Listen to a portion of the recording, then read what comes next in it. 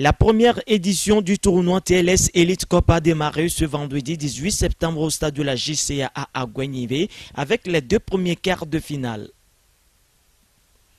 Après le coup d'envoi symbolique donné en duo par le promoteur de Télésport et le directeur de cabinet du ministère des Sports, l'étoile filante dans sa couleur traditionnelle était face au centre de formation Etekon pour le compte de la deuxième rencontre de la journée.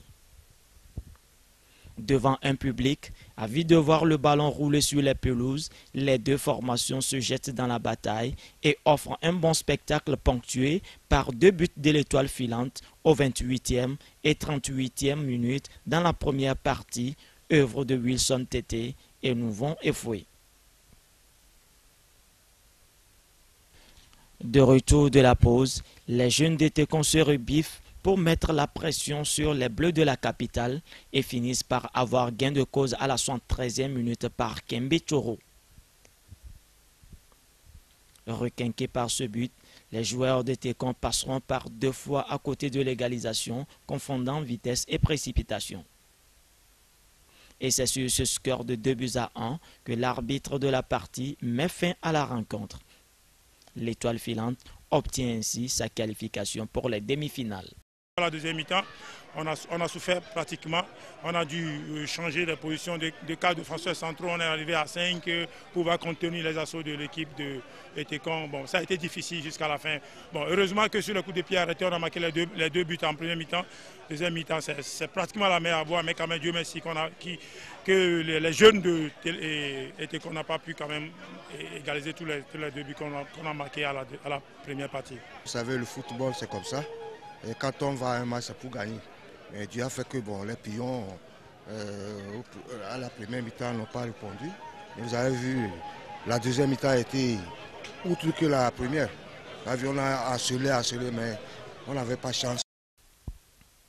Bien avant ce match, Gomido de Kpalimé était face au CDS Oloufadé et là également la hiérarchie a été respectée avec la victoire finale de Gomido de Kpalimé par 1-0, œuvre de Koné à la 38e minute. Malgré le pénalty obtenu, CDS Oloufadé n'arrivera pas à obtenir l'égalisation, offrant ainsi la qualification aux Showboys de Kpalimé. L'objectif en venant ce soir, c'était de se qualifier. Quelle qu'en soit la manière, il fallait se qualifier. Donc la pression a un petit peu gâté la qualité du jeu, mais l'objectif final, c'était de gagner et se qualifier. Nous l'avons fait. Ce sont des jeunes, c'est maintenant qu'ils ont commencé. Donc on est en train de travailler, ils sont encore au centre.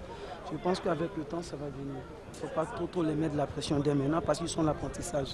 Avec le temps, par la grâce de Dieu, je pense que ça va payer. Une compétition qui démarre avec une note de satisfaction, selon Robert Dabad, directeur général d'Elite Foot Management, partenaire de TLS dans cette initiative. On a vu un très bon match, surtout le deuxième. Le premier a été un peu moyen, mais de façon globale, le niveau est très bon, très acceptable. Et nous avons su que nous avons de la matière, nous avons des jeunes talents à promouvoir.